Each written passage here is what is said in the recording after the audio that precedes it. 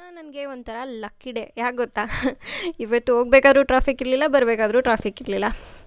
And ಆಫೀಸಿಗೆ ಹೊರಟಾದ್ಮೇಲೆ ನನಗೆ ಈ ಕ್ಯೂಟಿಫೈ ಲಿಫ್ಟಲ್ಲಿ ಸಿಕ್ಕಿದ್ಲು. ಆ್ಯಂಡ್ ಆಫೀಸ್ಗೆ ಹೋಗಿ ಒಂದು ಟೀ ಕುಡಿದು ದಿನ ಶುರು ಮಾಡಿದೆ. ಆ್ಯಂಡ್ ಲಂಚ್ ಬ್ರೇಕಲ್ಲಿ ಇದು ನನ್ನ ಫೇವ್ರೆಟ್ ವೆಜ್ ಶಾಪು. ನೀವು ಯಾರಾದರೂ ನಲ್ಲೂರಳ್ಳಿ ನಿಯರ್ ಇದ್ದರೆ ಈ ಸ್ಟ್ರೀಟ್ ಫುಡ್ನ ಟ್ರೈ ಮಾಡಿ, ಓಕೆನಾ?